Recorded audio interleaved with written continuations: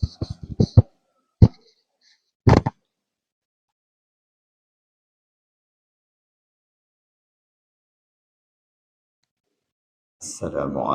warahmatullahi wabarakatuh.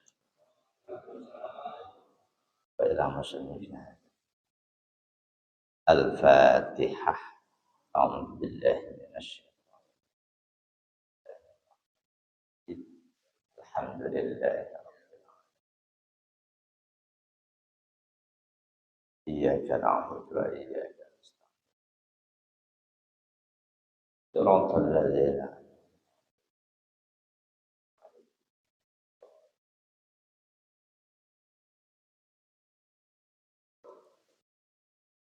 A'udzu billahi minasyaitonir rajim.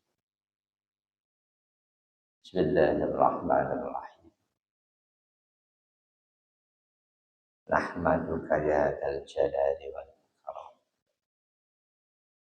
Ala ma akmalta lana min dinil Islam. Waj'alana minal muslimin al-mu'minin. Wa nusalli wa nusallimu ala nabiyyika wa rahmah al-mab'usi bil kitabi was sunnah khatamin nabiyyin wa imamil mursalin sayyidina Muhammadin wa ala alihi wa sahbihi wa atba'ihi ajma'in. Qala al-musannif rahimahullahu ta'ala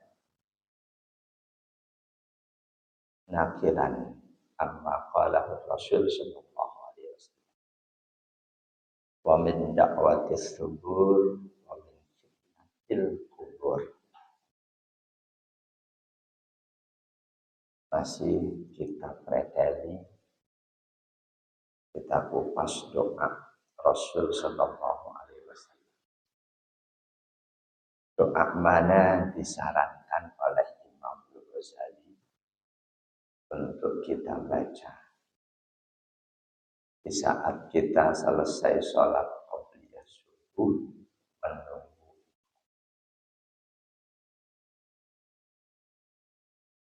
Di antara materi doa yang dilantunkan oleh Rasulullah sallallahu alaihi wasallam adalah wa a'udzu bika min fitnatil kubur. Aku berlindung kepadamu ya Allah dari fitnah kubur. Syekh Nawawi Al-Bantani dalam kitab beliau ketika mensyarahi kitab ini Maraqil Ubudiyah inda su'alil malakaini munkarin wa nakir. Aku berlindung kepadamu ya Allah dari fitnah kubur ketika datang malaikat Allah mungkar nakir mengajukan pertanyaan-pertanyaan yang pertanyaan itu harus kita yakini akan dihadapi, akan dialami oleh setiap mereka yang dari alam dunia pindah ke alam barzakh, baik dikuburkan atau tidak dikuburkan. Yang tidak dikuburkan semisal mereka yang takdir wafatnya terbakar, harus jadi debu, atau yang tidak diketahui wafatnya di mana, enggak dikuburkan, tapi hakikatnya sama semuanya dari alam dunia pindah ke alam barzakh, dan mereka semuanya akan mengalami pertanyaan malaikat kubur.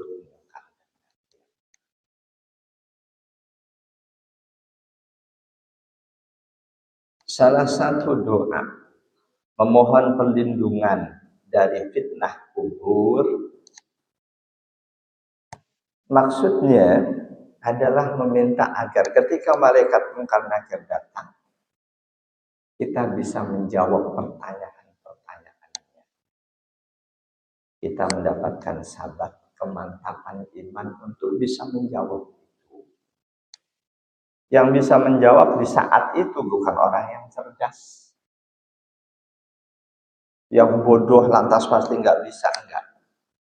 Cuma orang yang beriman kepada Allah, yang ketika wafat dia tetap istiqomah dalam iman Islam, itu yang akan bisa menjawab. Secerdas apapun ketika hidup di dunia, sekuat apapun ingatannya, dia hafal berulang-ulang tentang muka Allah Rabbi dan selanjutnya, jika dia orang yang tidak iman,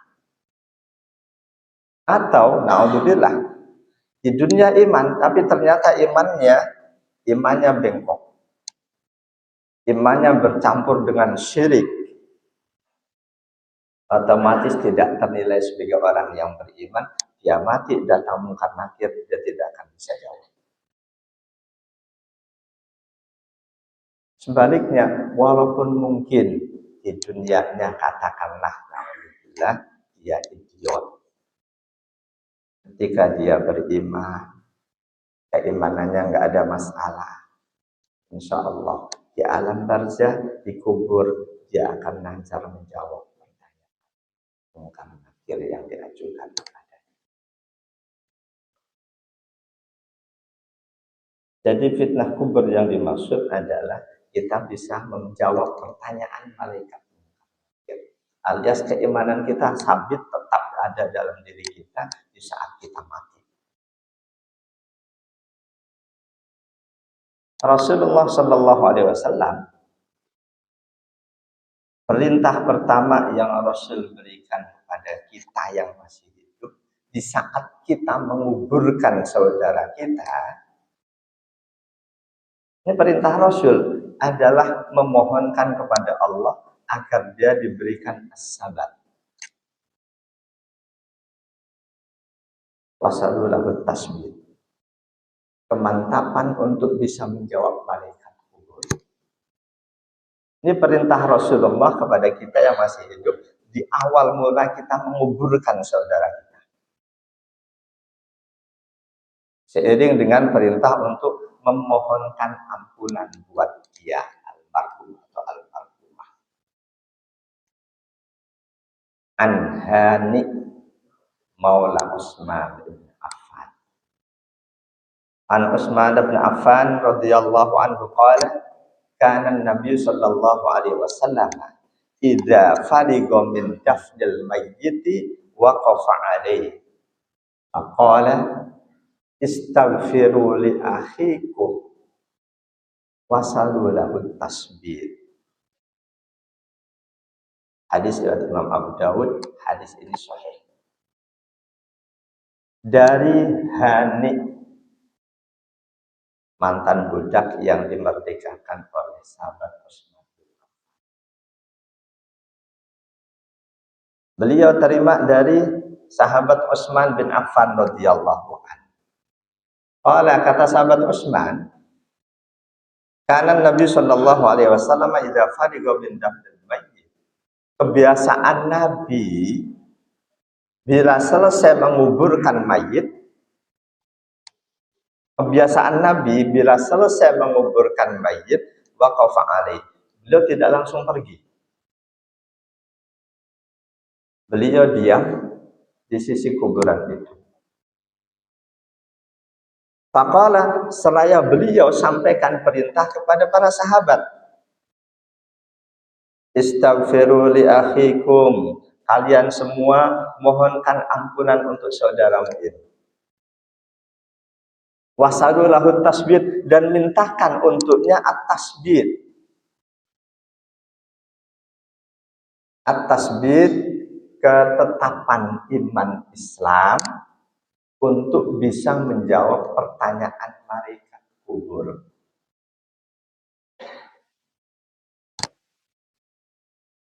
Kalau kita pikir dia sudah dikubur, kita minta ya Allah berikan dia sahabat kemantapan iman untuk bisa menjawab pertanyaan malaikat kubur.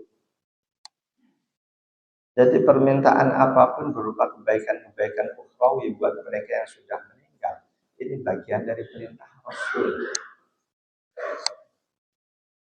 Kita minta kepada Allah untuknya, bukan kita minta kepadanya untuk kita, buat kita.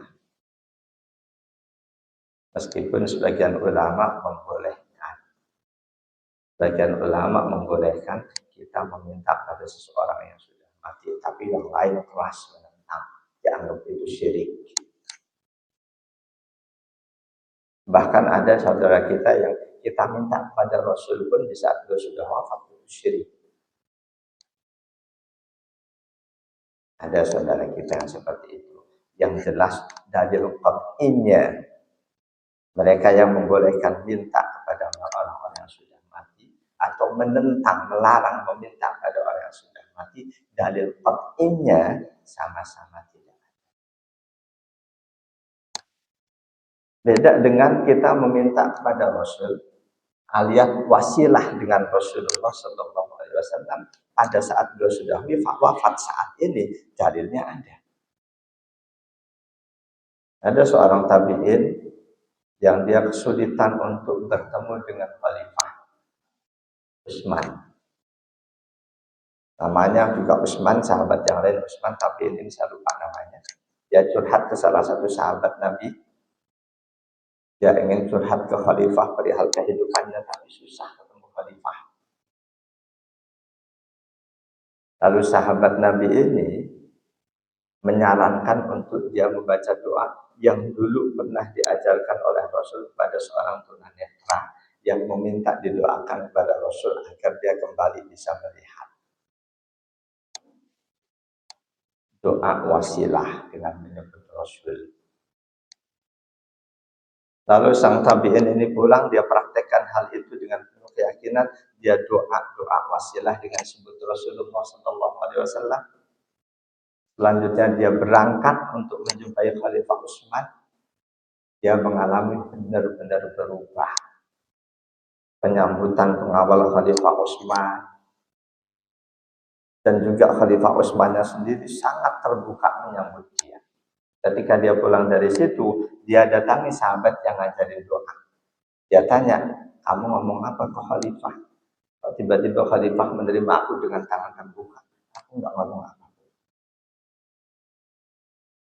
Jadi wasilah dengan menyebut Rasul saat ini alias sesudah Rasul wafat, ulama-ulama kita tidak mempermasalahkan hal itu, walaupun ada saudara kita yang berbeda kesimpulan, kekeh menyatakan sesudah Rasul wafat tidak boleh wasilah pada beliau. Itu urusan khilafiyah. Jadi di hadis dari Hani, mantan budak Utsman bin Affan riwayat Abu Daud, hadis sahih. Hal pertama setelah kita menguburkan saudara kita, yang Rasulullah perintahkan kita untuk meminta adalah memohonkan ampunan dan memohonkan tasbih. Pemantapan di alam kubur dalam menghadapi pertanyaan mungkar nakir. Jamaah dan Allah ya majma'in. Doa meminta perlindungan dari azab kubur, meminta perlindungan dari azab kubur merupakan salah satu materi doa yang sering diulang-ulang oleh Rasulullah SAW. Bahkan itu beliau lakukan di akhir sholat beliau sebelum salam.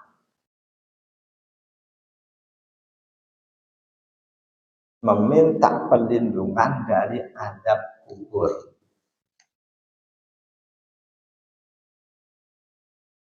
Hadisnya sahih. An Urwata bin Zubair Az-Zubair radhiyallahu anhu an Aisyah zaujin Nabi radhiyallahu anha. Akhbaratu, Aisyah menyampaikan khabar hadis kepada Urwah. Anna Rasulullah sallallahu alaihi wasallam kana yad'u fi sholati. Bahwa Rasul sallallahu alaihi wasallam berdoa di dalam salat beliau. Bukan sesudah salat. Berdoa di dalam salat beliau, kalimat doa beliau, Allahumma inni a'udzubika min adzabil qabri wa a'udzubika min fitnatil masiihid dajjal wa a'udzubika min fitnatil mahya wal mamat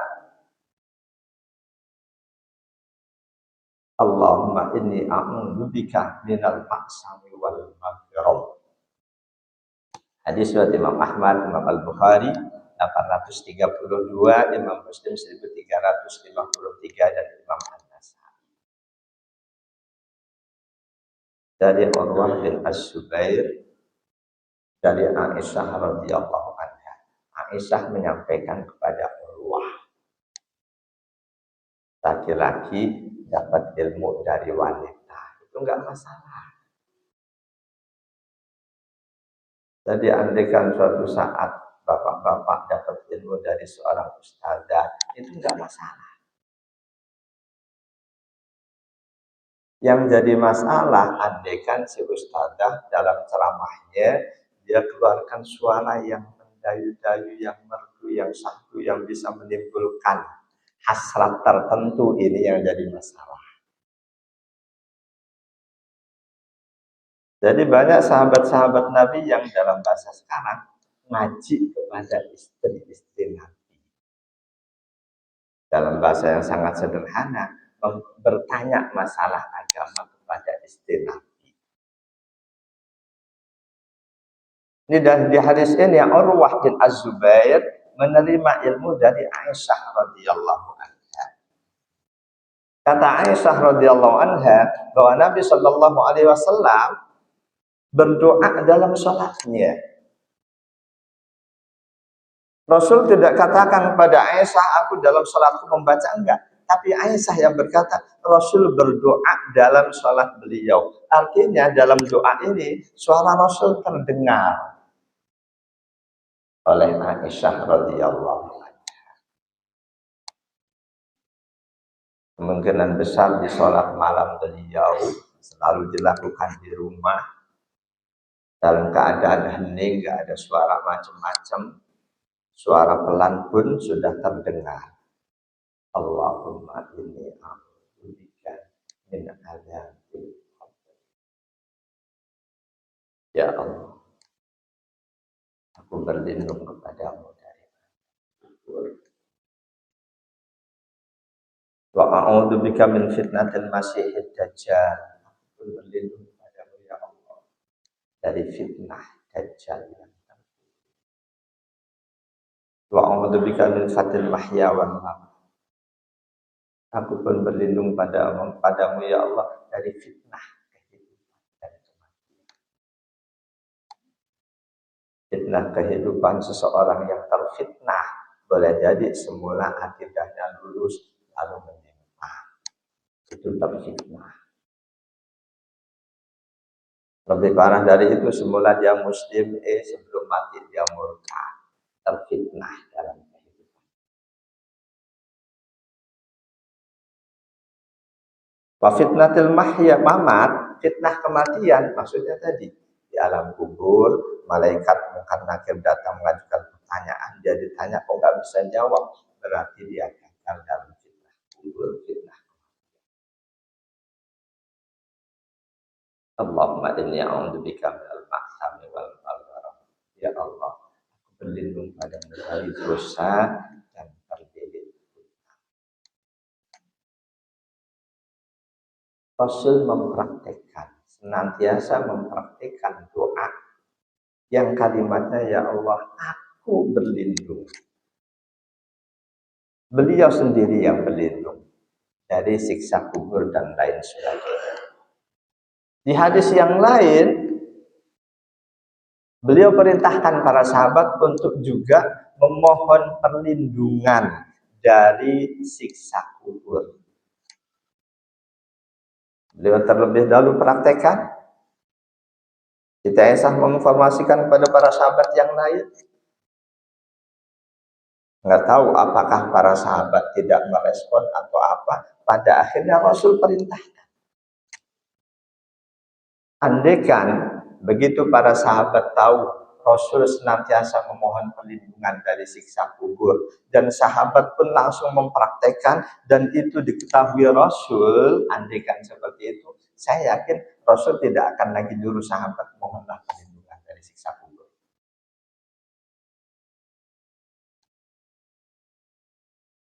Rasul praktekkan untuk diri beliau sendiri terlebih Ketika selanjutnya kok beliau perintahkan para sahabat untuk juga memohon perlindungan dari siksa kubur, kemungkinan respon para sahabat tidak terlalu mengembirakan beliau. Makanya langsung beliau sampaikan hadis dalam bentuk kalimat perintah.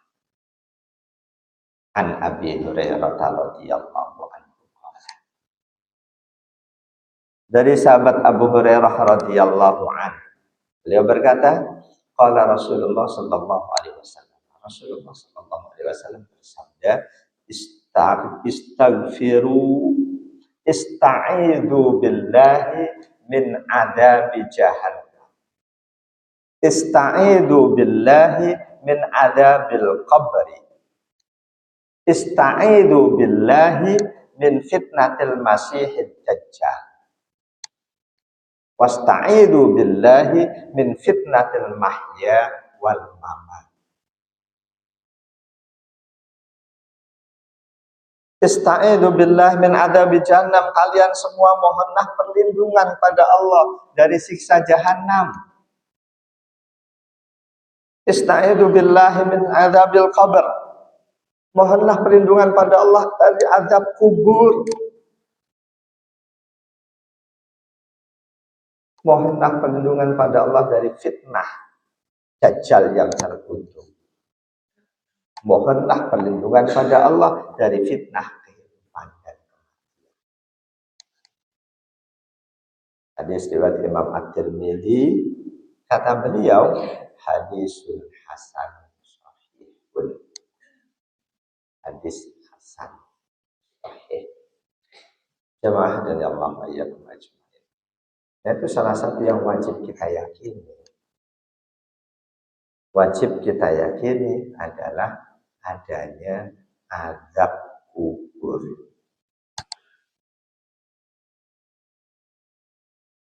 Apa bentuk azab kubur itu? Hadis Rasul pun banyak menguraikannya.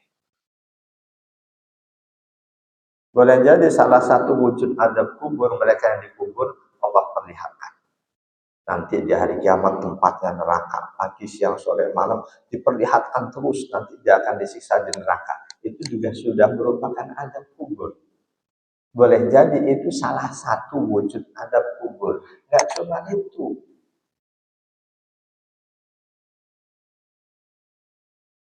Buat orang-orang kafir azab kubur, ada dalam hadis Hasan, Rasul sebutkan itu.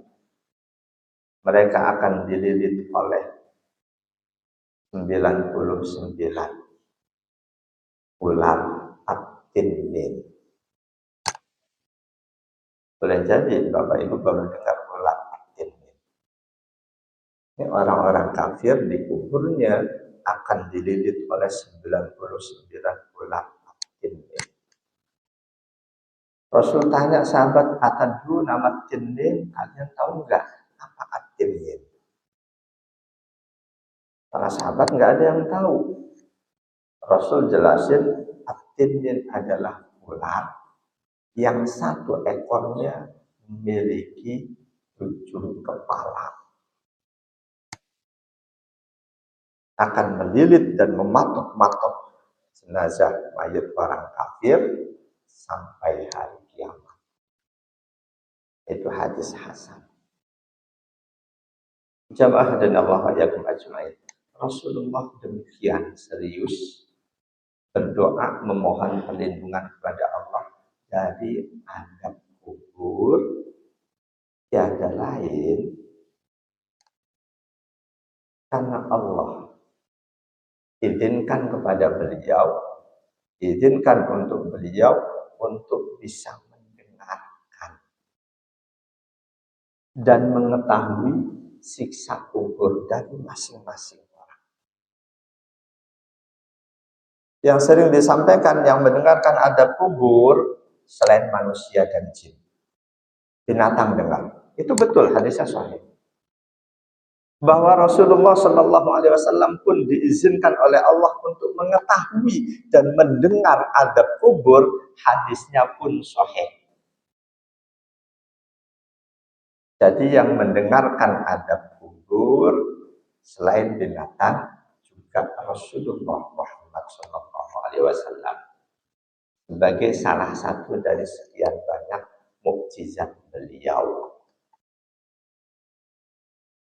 Jadi kalau beliau sangat-sangat sungguh-sungguh dalam memohon perlindungan dari azab kubur, karena beliau mengetahui sahabat-sahabatnya yang sudah lebih dulu dikuburkan, termasuk orang-orang kafir yang sudah lebih dulu dikuburkan, apa yang mereka dapatkan di alam kuburnya. Beliau tahu, beliau mendengar, karena itu beliau sangat sungguh-sungguh. Kita nggak perlu harus lebih dulu dengerin siksa kubur untuk berdoa sungguh-sungguh mohon perlindungan dari azab kubur. Saya yakin kita semua mengimani betul apapun yang disampaikan oleh Rasul, bahwa itu benar. Ketika Rasulullah memberitahukan pada kita betapa dahsyatnya kita kubur, harusnya saya yakin kita semua nggak ragu, memang siksa kubur itu sangat mengerikan.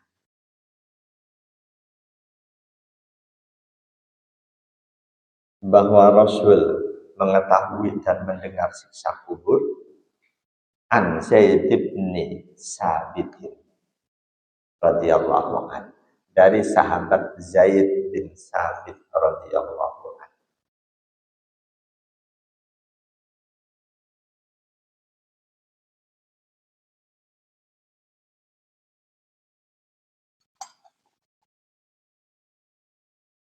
Beliau berkata, bainaman Nabi sallallahu alaihi wasallam fi haidin di Bani Najjar.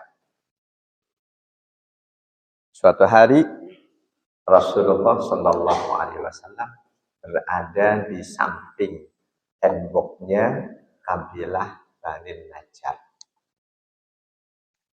Jadi kabilah-kabilah dulu masing-masing kabilah wilayahnya itu di tembok. Kata Zaid bin Sabit, suatu hari Rasulullah berada di samping tembok kabilah Bani Najjar. Ala baglatin lahu, saat itu beliau di atas keledai beliau. Manahnu ma'ahu, kami para sahabat diantaranya Zaid bin Sabit mengiringkan beliau.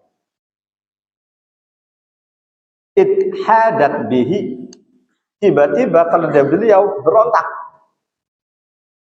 Fakadat tulki, berontak sangat kencang, nyaris Rasul terlempar dari punggung keledai itu. Ketika keledai sudah agak tenang, akbur sitatun au khamsatun au arba'atun.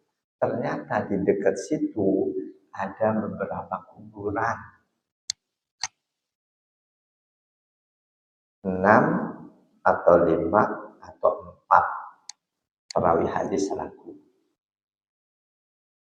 Keledai yang ditunggangi Rasul begitu sampai di samping tembok kabilah Bani Najjar, tiba-tiba berontak, nyaris melemparkan Rasul. Begitu keledai sudah anteng, ternyata di situ ada beberapa kuburan tua, 6, 5 atau 4. Faqala, Rasul tanya, man ya'rifu ashaba hadhil akbar. Di antara kalian ada nggak yang tahu siapa ini sahibul kubur ini? Siapa orang-orang yang dikubur di sini? Faqala rajulun, ada salah satu sahabat yang mengiringkan beliau, tidak disebutkan namanya, dia menjawab, aku tahu Rasul, siapa mereka. Kalau Rasul tanya, mata haulai, kapan mereka mati? Orang itu jawab, matu fil isyraq. Dia mati di masa-masa syirik.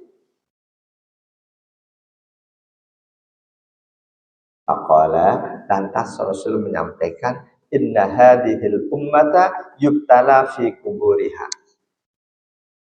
Sesungguhnya umat ini diuji atau dikenakan bala di dalam kuburnya. Falawla alla tadafanu la da'autullaha ayyusmi'akum min adabil qabril ladzi asma'u. Andaikan aku tidak khawatir kalian selanjutnya tidak mau menguburkan saudara kalian, andaikan aku tidak khawatirkan kalian nggak mau jadi penggali kubur, niscaya aku akan meminta kepada Allah agar Allah perdengarkan apapun yang terjadi di dalam kubur kepada kalian. Sebagaimana hal itu Allah perdengarkan kepadaku. Ini hadis riwayat Imam Muslim, nomor hadis 7392. Imam Ahmad, Imam Muslim. Andaikan aku tidak takut kalian selanjutnya nggak mau lagi menguburkan saudara kalian, aku akan minta pada Allah agar diperdengarkan pada kalian hal-hal yang terjadi di alam kubur sebagaimana Allah perdengarkan kepadaku.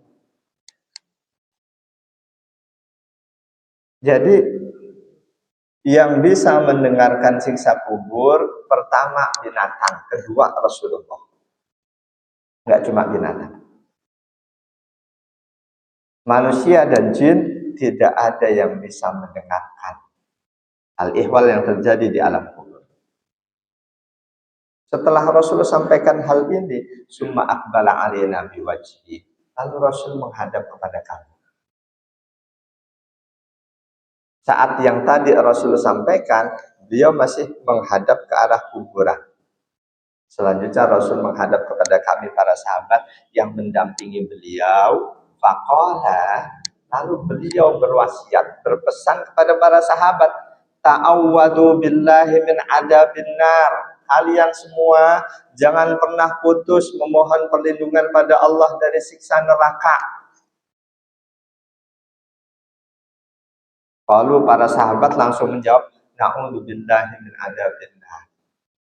Kami berlindung pada Allah dari siksa neraka. Faqala Rasul lanjutkan, ta'awwadzu billahi min adzabil qabri. Mohon perlindunganlah kalian pada Allah dari siksa kubur. Lalu para sahabat pun menjawab, na'udzubillahi min adzabil qabri. Berlindung pada Allah dari siksa. Rasul sampaikan lagi, ta'awwadu billah minal fitan, ma dhahara minha wa ma batan. Kalian semua mohonlah perlindungan pada Allah dari fitnah, baik fitnah yang tampak atau yang tersembunyi. Lalu para sahabat langsung merespon, na'udzu billah minal fitani, ma dhahara minha wa ma batan. Rasul masih lanjutkan, ta'awwadu billah min fitnatil dajjal. Kalian semua mohonlah perlindungan pada Allah dari fitnah Dajjal. Para sahabat kembali merespon, na'udzubillahi min fitnatil dajjal. Jemaah dan Allah ya ajma'in. Ini hadis sahih. Dari Rasul berkali-kali beliau pribadi berdoa mohon perlindungan dari siksa kubur. Dan berkali-kali pula beliau perintahkan para sahabat untuk juga memohon perlindungan dari siksa kubur.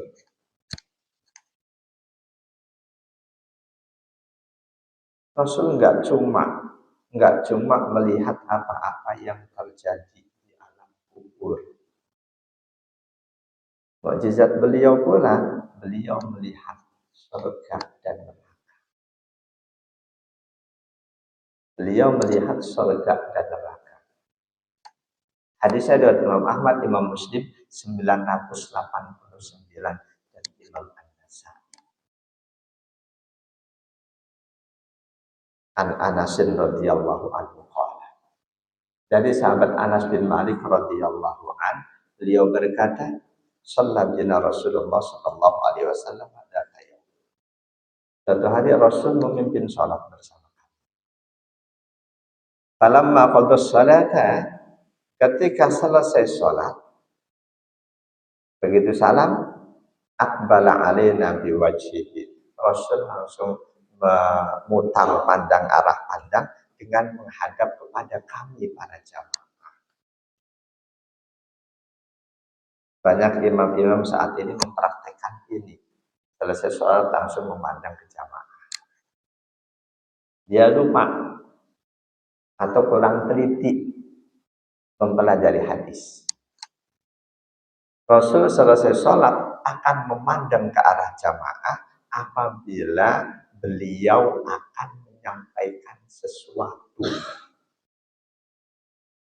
Silahkan teliti hadis, silahkan cek hadis. Ketika selesai sholat beliau menghadap ke jamaah, pasti akan dilanjutkan dengan menyampaikan sesuatu. Jika tidak menyampaikan sesuatu, beliau merubah arah pandangnya dari arah kiblat ke arah kanan. Walaupun memang nggak ada masalah, karena nggak ada kewajiban selesai sholat langsung menghadap ke kanan, nggak ada kewajiban. Hanya saja karena itu dilakukan oleh Rasul terus-menerus, difahami selesai sholat menghadap ke kanan itu sunnah. Ketika tetap menghadap ke arah kiblat, dia tidak dapat sunnah. Ketika memandang ke jamaah padahal tidak bermaksud menyampaikan sesuatu, juga tidak mendapatkan sunnah. Boleh jadi mereka yang selesai sholat langsung menghadap ke belakang ke jamaah padahal tidak akan menyampaikan sesuatu, boleh jadi ada hadisnya yang saya belum tahu. Yang sudah saya ketahui, Rasul menghadap ke belakang selesai sholat bila akan menyampaikan sesuatu. Jika tidak menyampaikan sesuatu, beliau memandang ke kanan. Termasuk hadis ini. Kata sahabat Anas bin Malik, suatu hari Rasul salat bersama kami, selesai salat Rasul menghadap kepada kami. Faqala, selaya beliau sampaikan, ya ayyuhan nas, inni imamukum. Fala tasbiquni birruku'i wala sujudi wala qiyami wala bil insiraf. Wahai manusia, aku ini adalah imam kalian. Aku imam kalian, jangan kalian mendahului aku dalam ruku, dalam sujud, dalam bangun berdiri, juga dalam menyelesaikan sholat. Jangan Rasul belum salam, udah salam duluan. Atau Rasul salam baru ke kanan, belum ke kiri, jamaah udah tuntas ke kiri. Ini Rasul sampaikan seketika selesai sholat, boleh jadi saat itu terjadi ada makmum beliau yang mendahului beliau. Apa yang terjadi hal-hal buruk dulu sampai saat ini sampai kiamat akan lebih sering terjadi. Saya mengalami langsung ada jamaah yang saya tahu mereka saya salam baru sekali dia udah tuntas. Akhirnya ketika jamaah itu datang, saya siasati dengan salam ke kanan saya tidak suarakan. Ke kiri baru Assalamualaikum warahmatullahi wabarakatuh. Untuk menyiasati makmum yang selalu ingin membalap imamnya. Masjid yang depannya itu keramik bening, licin, imam bisa ngeliat makmum, itu kadang ketahuan. Wah, itu imamku itu selalu duluin. Ketika imam sadar makmumnya ada yang mendahului imam harus berusaha, harus punya kiat bagaimana mengatasi hal itu. Kadang diomong, boleh jadi saat itu dia ingat, pada prakteknya nanti sholat lupa lagi.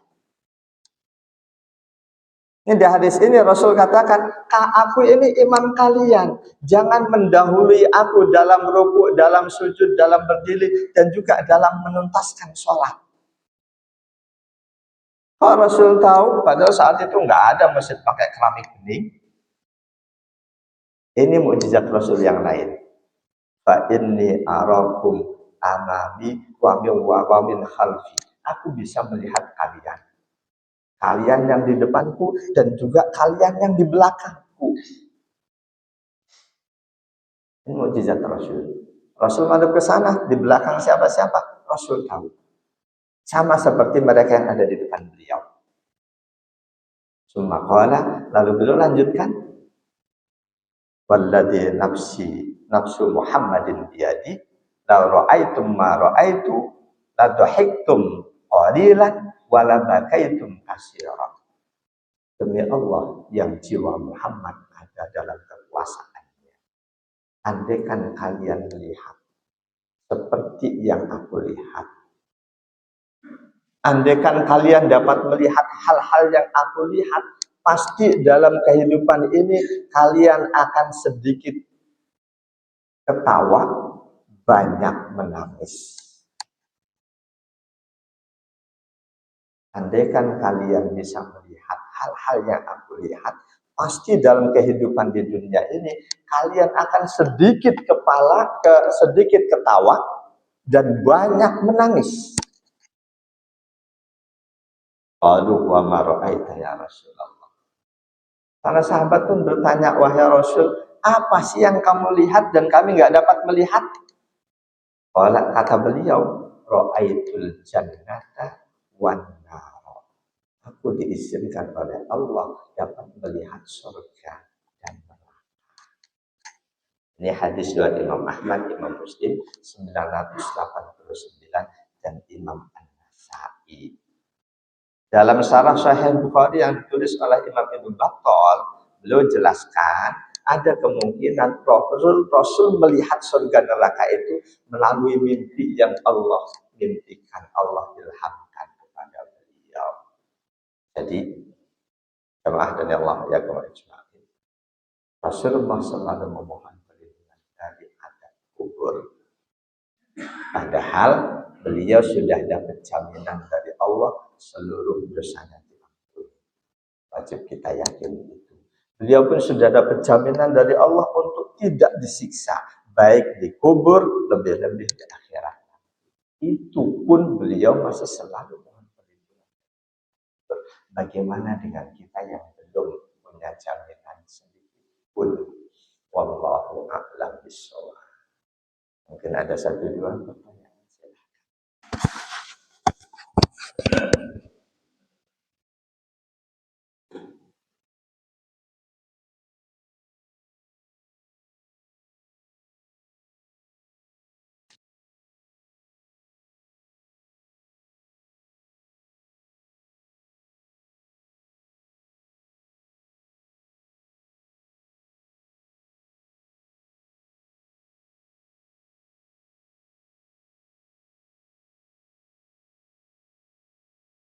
Assalamualaikum Ustaz. Wassalamualaikum. Apakah boleh mendoakan dan memohonkan ampun untuk kerabat yang muslim? Tidak boleh. Jika kerabat kita, saudara kita itu sudah meninggal. Memohonkan ampun untuk kerabat, untuk siapapun, bahkan untuk orang tua yang sudah meninggal, hukumnya haram. Tidak boleh. Menyolatkan nggak boleh, sekedar berdiri di kuburnya untuk memohonkan ampun juga nggak boleh. Di At-Taubah ya jelas. Wala tusalli ala ahadin minhum mata abada wala taqum ala qabri. Jangan pernah kamu berdiri di pinggir kuburnya untuk mendoakan dia. Tapi ketika mereka masih hidup boleh. Ya Allah, ampunilah saudaraku itu. Maknanya ampuni, artinya berikan dia hidayah kalau dia masih Islam. Jadi ketika non muslim masih hidup boleh kita doakan, dan itu sunnah Rasul. Rasul sedang mendoakan, Allahumma hdi qaumi fa innahum la ya'lamun. Sahabat-sahabat Nabi sedang minta pada Rasul. Ada sahabat Anas bin Malik, ada sahabat Abu Hurairah, ya Rasul, ibundaku belum masuk Islam, doakan agar dia masuk Islam. Boleh.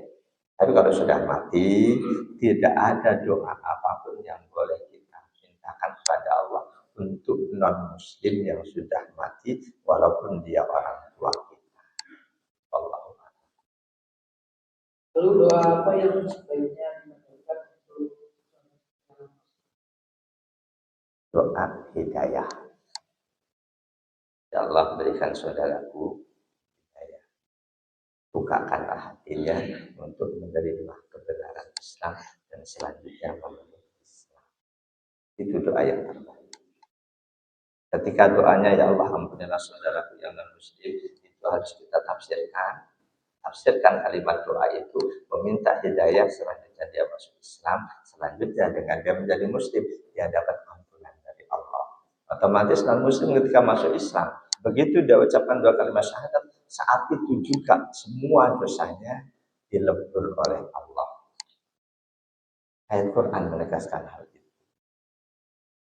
Jika kalian meninggalkan apa-apa yang selama ini kalian yakini, Allah akan ampuni semua dosa-dosa. Wallahu a'lam. Istilah Ustaz, doanya yang sesuai Rasulullah SAW, Ustaz. Allahumma inni a'udzubika min adzabi jahannam, min adzabil qabri dan seterusnya, atau Allahumma inni a'udzubika min adzabil qabri, min adzabil nar dan seterusnya. Dua-duanya tidak masalah. Dua-duanya tidak masalah. Ada riwayat yang jahanam dulu, ada riwayat yang kubur dulu. Tadi dua-duanya saya sampaikan. Jadi berbeda dalam susunan kalimat doa itu tidak menjadi masalah karena sering riwayat hadis sama-sama sahih hadisnya, susunan kalimatnya berbeda-beda. Enggak cuma urusan doa, urusan dosa-dosa besar. Hadis tentang dosa-dosa besar, urutan kedua, tiga, dan selanjutnya, itu riwayat bermacam-macam. Yang enggak berubah, urutan pertama. Dosa besar pertama syirik, itu semua riwayat hadis selalu menempatkan syirik sebagai dosa besar yang pertama. Dosa besar kedua dan selanjutnya, itu riwayat berbeda-beda dan semuanya sahih. Bahkan rukun Islam saja, rukun Islam yang semua riwayat sama, cuma pertama kedua. Rukun Islam pertama syahadat, kedua sholat. Ini yang enggak beda-beda dari semua riwayat yang ada. Ketiga, keempat, lima ini beda-beda. Ada menyebut zakat, sholat, haji, zakat, puasa, haji. Ada yang menyebut zakat, haji, puasa. Ada yang menyebut sholat, haji, zakat. Nah itu ketika ibu-ibu yang ngajar anak-anak TK apa sebutkan rukun Islam, anak-anak urutannya syahadat, sholat, haji, jangan disalahkan. Demikian juga susunan doa, apakah mohon perlindungan dari adab jahanam terlebih dahulu, silahkan. Adab kubur terlebih dahulu, silahkan. Hadisnya masing-masing ada. Allahu a'lam. Ustaz, apakah orang soleh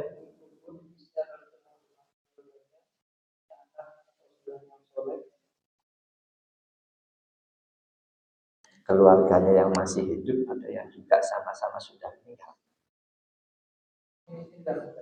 Sama-sama sudah meninggal. Ya, ini yang memberikan penjelasan ulama-ulama mukasyafah. Ulama mukasyafah saja itu akan tidak dijadikan dalil karena dalil itu cuma Al-Quran, As-Sunnah, Ijma' Qiyas.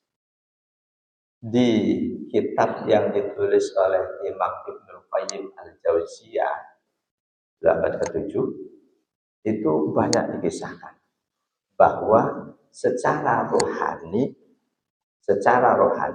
jangankan yang sudah meninggal dengan sesama yang meninggal dengan yang masih hidup saja bisa bertemu secara rohani.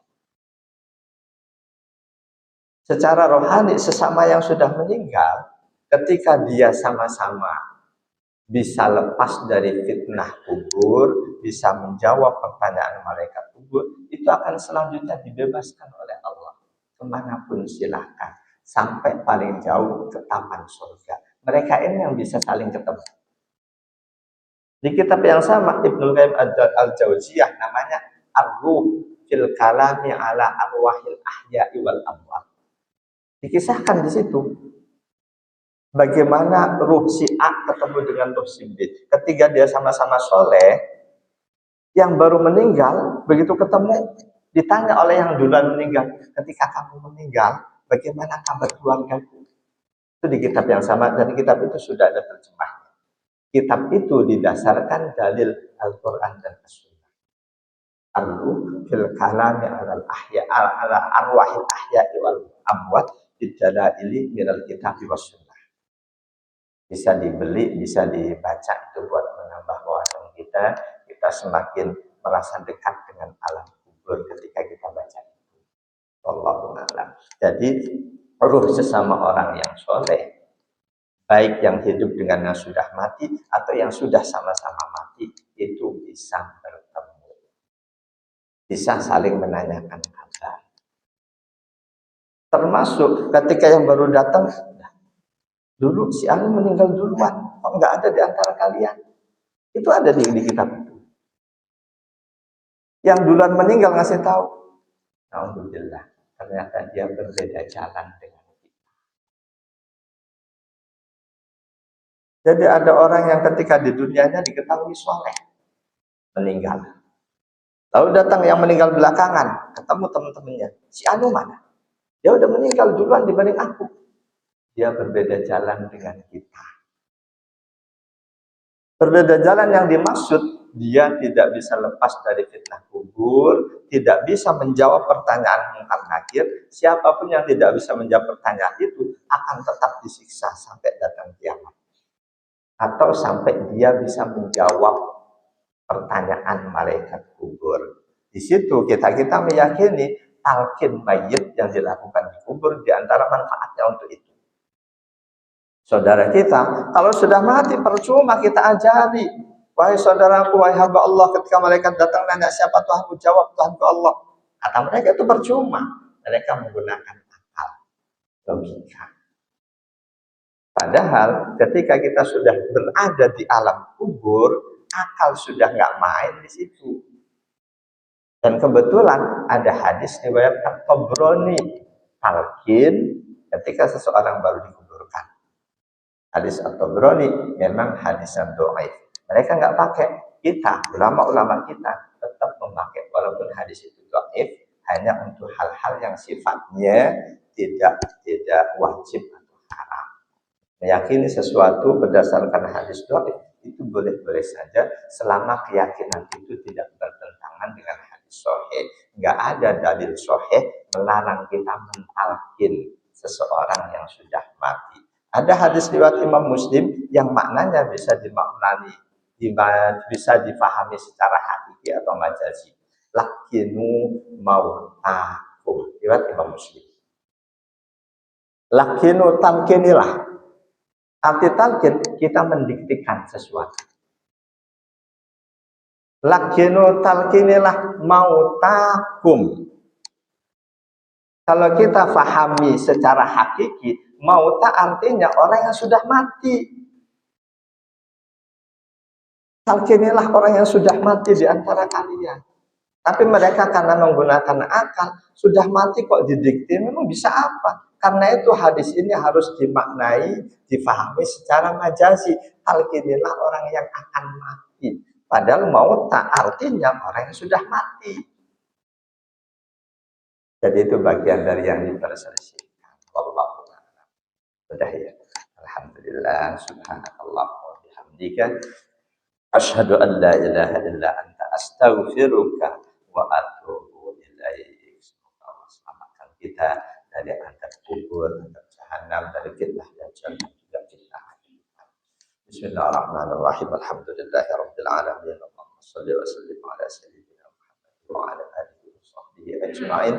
Allahumma alhimna ilman nafqahu bihi awamiraka wa nawahiyaka warzuqna fahman na'rifu bihi kaifa nunajika ya arhamar rahimin. Allahumma arzuqna fahman nabiyyin wa hifdzal mursalin wa ilhamal malaikatil muqarrabin bi rahmatika ya arhamar rahimin. Allahumma anfa'na bima 'allamtana wa 'allimna ma yanfa'una. Allahumma inna na'udzubika min 'ilmin la yanfa' wa qalbin la yakhsha wa nafsin la tasba' wa du'ain la yusma'. Rabbana atina fid dunya hasanah wa fil akhirati hasanah wa qina adzabannar. Alhamdulillahi rabbil alamin. Wal 'afwa minkum. Wassalamu alaikum warahmatullahi wabarakatuh. Amin ya